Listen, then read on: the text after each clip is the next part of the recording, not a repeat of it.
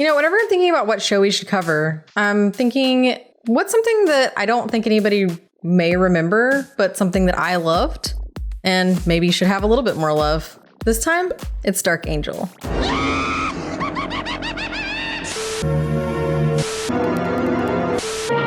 When I mentioned Dark Angel to someone, they immediately assumed I meant a different show. No, I said the one with Jessica Alba. She was great in Idle Hands, but Dark Angel? That was something else. Honestly, I'm a little surprised I even watched it back then. James Cameron, who obviously needs no introduction, teamed up with Charles H. Egley to make Dark Angel his first big project under his production company. Egley, of course, is best known for Piranha 2. Sure, he's done other things, but for the sake of this episode, that's the only credit that matters. The two cooked up Dark Angel while Cameron was, as always, on a quest to create his next badass leading lady, when he wasn't busy deep sea diving for Alita or plotting Avatar 14. But let's be real. Cameron, with sprinkles of Gale Anne Hurd, gave us Sarah Connor and a badass Ripley in Aliens. Get away from her, you bitch! So he gets a pass. Cameron was trying to bring Battle Angel Alita to life, but ended up creating Dark Angel instead. As you all know, it gets a happy ending if you liked the movie or not. I've never seen anything like it. The show, unfortunately, did not. It got canceled due to ratings, a massive budget, and fun fact, that budget ended up going to Firefly. Yep, we've circled back to it. Kind of feels like a sign. Dark Angel takes place in a dystopian 2019 Seattle after the Pulse turned everything into a hot mess. Max, our kick-ass, sassy super soldier, just wants to live life on the DL. But between shady government dealings and the mystery of her past, staying off the radar isn't exactly her jam. There's a lot to like here. Jessica Alba, Michael Weatherly before he went tits up, an endless supply of wheelchair anecdotes, some of the worst dialogue I've ever heard, but damn is it entertaining. I think not.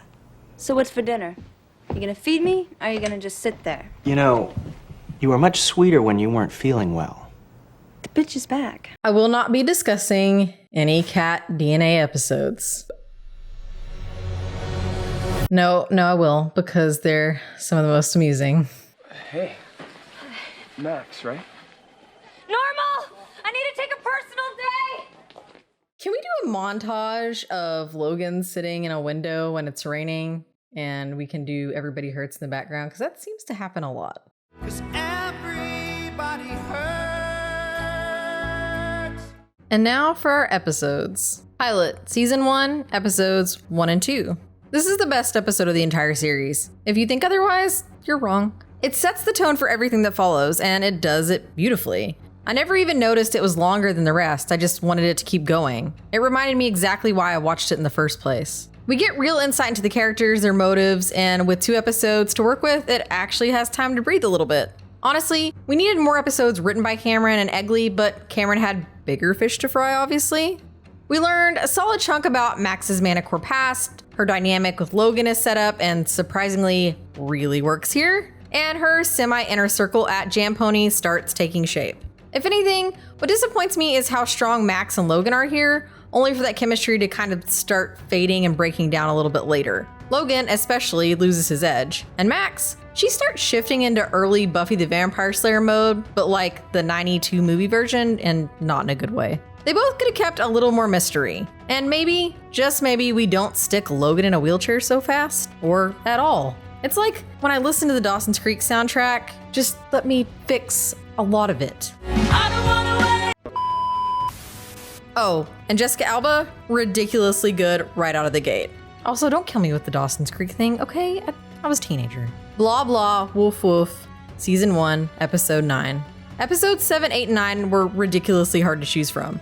Prodigy is also a fantastic episode since it's when Max and Lydecker unknowingly reunite. But let's be real, only one episode from Season 2 made the cut because Season 1 is solid as hell. I had to include an episode with Zach, who I actually wish had stuck around, but I get that he had to sacrifice his heart for Max. Still, it's interesting. Both Max and Alex seem to have a beef with Logan. Are all X5s just smartasses, or is there something up with Logan? The interaction between Logan and Detective Sung, it's Ryu, are gold. And Normal would sell his own mother for $100 and act like he was doing the rest of us a favor. Logan takes Max and Zach to his family cabin to give her a fighting chance, but when she finds out Logan is dying, she immediately risks her own life to save him, only for Zach to then swoop in and take the fall. The fight between Zach and Max is intense, and something about it feels oddly dramatic, but it works. Maybe it's the Vancouver atmosphere. And as much as I like to pretend I'm above it, I can't help but feel a little tug when Logan tells Max he'll miss her. When he rushes back for one last kiss before walking away. Yeah, I'm sorry, I'm a sucker. Also, I have to give a special shout out to the moment when Normal tries to welcome Max back, only for her to hit him with, Don't bust my chops, Normal, or I might snap and kill again. absolutely perfect, especially knowing he was ready to sell her out in a heartbeat. Meow, Season 1, Episode 21. Picking this episode makes me feel like I've lost my mind. Max goes into heat, and the entire thing plays out like it was written by a dude whose only writing experience is a fanfiction. Just when you think you've hit the cringiest moment, guess what? You haven't. I don't even know where to begin. Max and original Cindy playing fridge alphabet Scrabble, where Max somehow comes out with 9 different slang terms for penis. The porno pizza delivery incident. Max feeling guilty for sleeping with the pizza guy even though she wasn't even dating Logan. And then there's the fact that Max has to do push-ups, take an ice cold bath, shower lots of times, or literally get punched in the face by original Cindy just to curb her lust. It's hilarious. To top it off, yet another tender moment between Max and Logan gets ruined, this time by Zach, who basically shows up and says like, you wanna play will they, won't they with this guy or save our sister? But honestly, that's the charm of the show. You never know what completely unhinged thing will happen or be said next. And let's be real, that's half the appeal. Okay, actually, half the appeal is Jessica Alba, who is either dressed like she's in The Matrix or she's the Wii Fit trainer. Flushed, Season 1, Episode 4. This episode infuriated me. It's easily one of the best in the series though. Max's neurological condition is getting worse and her seizures are hitting harder, and it's getting harder for her to find her medication. Her genius friends, in all of their wisdom, decide to flush her only treatment, her tryptophan, straight down the toilet. Other than milk, that was it. Gone. I get it. Mystery pills and all. But maybe, just maybe, ask a few questions before tossing someone's meds? Also, people don't owe you an explanation for their health conditions. Max, still trying to keep her cover, gets arrested while breaking into a hospital. Long story short, her escape plan gets derailed and she winds up at the warden's house where, surprise, he's a total creep. She manages to escape though, and in true Max fashion, frees the young girl stuck working as his live-in maid and then some. The best part of the episode is Max stepping in to save the day. And you have to respect a girl who risks it all for the greater good when she absolutely doesn't have to. What still annoys me? Her friends never properly apologize after Logan clears things up and explains she wasn't a drug addict. It gets brushed off, and I think that'll always bother me a little. Borrowed Time, Season 2, Episode 12. Okay, at this point, I'm trolling. I think these episodes stuck with me the most because they actually kept me engaged. This one is especially bizarre. It's a monster of the week, but the monster is, well, I'll let you decide. Max finally finds a cure that will let her and Logan be together. Bone. But there's a catch. It only lasts 15 hours. And guess what? Every single one of those hours gets eaten up by fighting off the Gossamer, who in the end just winds up being domesticated anyway. Thinking that each time Max checks the time, she'll finally get to leave early, make out with Logan, and then some, but nope, no such luck. Oh, and the money for that temporary cure? It comes from Max and Logan stealing survival footage of Star Wars Episode 7. I don't have enough time to discuss my thoughts on this. The Gossamer also effectively ruins Max and Logan's one shot at finally getting together. Well, technically Beast. Oh, nope, sorry. Joshua, played by Kevin Durand, ruined it first, but at least he also saves the day, so win?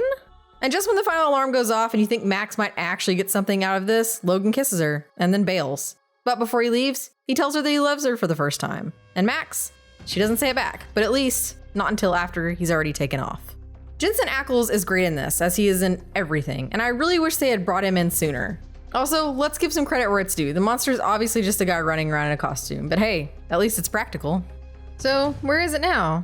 It didn't last long, like I said. We got 2 semi-decent length seasons, quality is subjective. Season 2 had changes I wasn't a fan of, but hey, if the trade-off was Jensen Ackles, I'll allow it. The series went from Cameron's attitude, which was basically, if we get canceled, we get canceled. And then when it did get canceled, he went surprise Pikachu face. And what replaced it? Firefly, one of the best sci-fi shows ever, which got even less time with 1 season. According to the DVD commentary for Freak Nation, Season 3 of Dark Angel was supposed to tie everything together. Manticore, the breeding cult, the whole mythology. The big reveal? Thousands of years ago, a comet's tail dumped a deadly virus on Earth, wiping out most of humanity. The breeding cult? Yeah, they weren't just a bunch of creepy weirdos. They were keeping the survivors' genetic immunity intact so that when the comet came back, only their people would survive. Enter Sonderman, Max's creator, who betrayed them by deciding to spread this immunity to everyone. Max was literally built to save the world. The idea lived on in the final Dark Angel novel After the Dark, but when the comet actually showed up, nothing happened. Turns out, the cult might have just been full of it. Big surprise. Where can we watch it? I mean, you can get it on DVD, but it's kind of bonkers. If you have it, just hold on to it because, well, you took notes at the physical media seminar. I was absolutely able to rewatch it. I was surprised it wasn't more readily available though, but oh well. Here are my final thoughts. It's quintessential late 90s, early 2000s. Watching it again, I remember what I loved, and when it stopped being fun and started feeling like a chore. Before we continue with our video, here's a reminder to click the store tab on any of our JoBlo channels and browse our collection of the latest and freshest designs in our merch store. Go get you some. The whole thing gets swallowed by Max and Logan's will they, won't they dynamic, which sure, teenage me ate up, but now, just move the fuck on already. The show could have been solid without dragging that out. And don't make me bring up the dream sequence. Gross. It was pure teenage boy fantasy fuel. While the part that worked for me was the young adult drama wrapped in just enough sci-fi to hook my geeky little heart. That said, Max is still a fun character. Yeah, you can predict half the dialogue before it happens, but somehow you keep watching. I found myself deep in the nostalgia, remembering things buried in my brain for 20 plus years, so obviously something stuck. Dark Angel should have leaned into what made it great in season 1, right? You had great character development. You had this whole built-in world. The writing was a little spotty here and there, but for the most part, it was pretty solid. Season 2, this time around reminded me of why I'd only watched 1 or 2 episodes. So, did it have a right to get canceled after season 2? Or should they have left the door open for more? All right, until next time, my cosmic companions.